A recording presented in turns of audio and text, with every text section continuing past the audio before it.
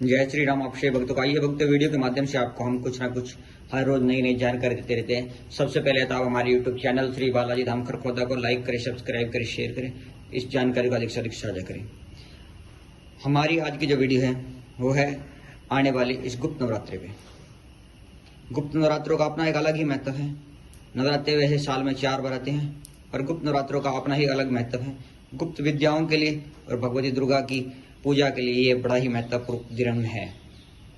अब गुप्त नवरात्रि का पहले तो आपको मैं बताता हूँ नवरात्रि का मतलब क्या है।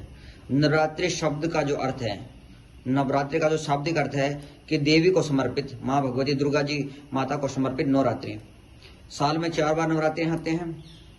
चैत्र नवरात्रि आते हैं, फिर शारदीय नवरात्रि आते हैं। इसके अलावा अन्य 2 गुप्त नवरात्रि भी आते हैं जिन गुप्त नवरात्रों के नाम से जाना जाता है। और गुप्त नवरात्रि माघ मास में और आषाढ़ माह के महीने में आते हैं। मैं आपको दोबारा बता रहा हूँ, गुप्त नवरात्रि माघ और आषाढ़ माह के दौरान आते हैं।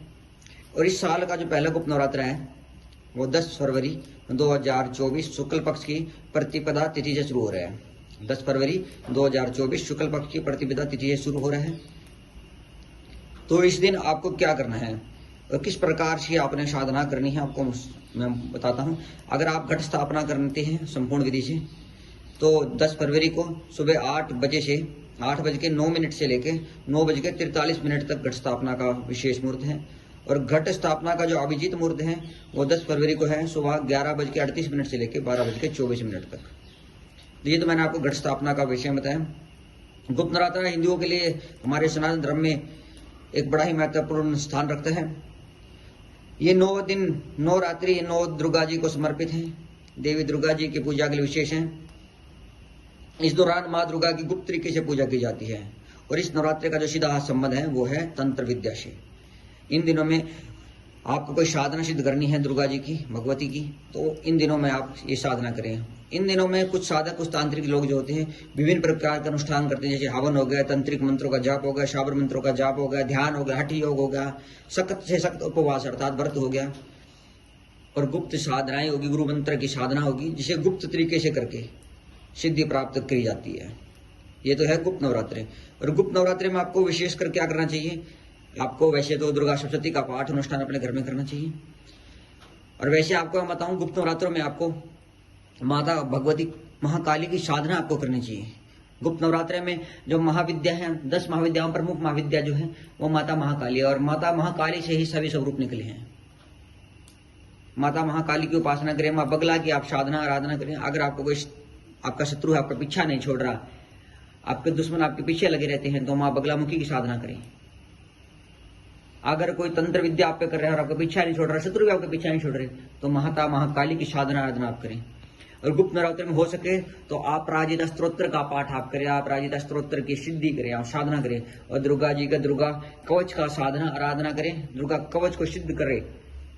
आप अपने शरीर पर, अपने परिवार के लिए, सार्थकता के लिए, कल्याण के लिए आप राजिता स्तोत्र और माता महाबगली बगलामुखी की साधना और दुर्गा कवच की साधना आराधना करें।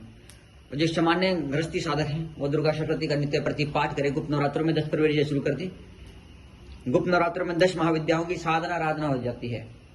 और गुप्त नवरात्र में एक बात याद रखिए, अगर आप कोई व्रत अनुष्ठान पूजा पाठ आप करते हैं तो उसे गुप्त तरीके से करें। किसी को बताए नहीं कि मैं व्रती हूँ, मैं ये पूजा कर रहा, मैं साधना कर रहा, मैं ये भोग दे रहा, या मैं ये इस प्रकार का जप कर रहा हूँ। गुप्त नवरात्रों में वैसे तो करा हुआ दान पुण्य भजन पूजन और गुरु मंत्र और गुरु के द्वारा दी दीक्षा शिक्षा और उनके द्वारा बताया गया बातें, उनका बताया मार्ग जो शिष्य को विशेष कर बताया जाता है वो गुप्त ही रखनी चाहिए।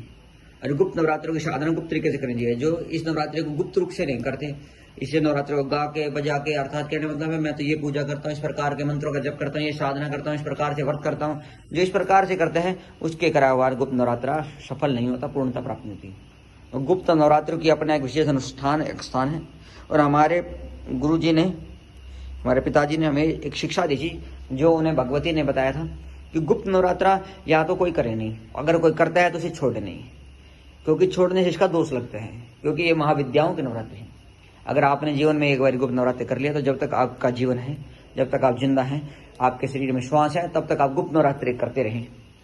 आपके ऊपर विशेषकर भगवती की कृपा बरसेगी और आपके ऊपर कोई तंत्र मंत्र भूत प्रेत पिशाच बाधा आपका कुछ नहीं बिगाड़ पाएगी। कोई भी तांत्रिक, कोई शाबरी विद्या, कोई अघोर विद्या, कोई मशानी विद्या, किसी प्रकार की कोई बंगाली इलम आपका कुछ नहीं बिगाड़ पाएगा। ये बात याद रखिए, क्योंकि जिसकी रक्षक माँ भगवती हो जाती है उसका कोई बाल विवाह नहीं कर पाता। तो आज की जो वीडियो है हमारी गुप्त नवरात्रि के विषय में, गुप्त नवरात्रि किस प्रकार से करें और गुप्त नवरात्रि में ब्रह्मचारी रहें, देवी के नाम का अखंड दीपक जलाएं, घट स्थापना करें, अपने गुरु मंत्र की, अगर गुरु मंत्र है तो सर्वोत्तम है, अपने गुरु मंत्र की अधिक से अधिक साधना आराधना करें और देवी के कवच स्तोत्र का पाठ आप करें।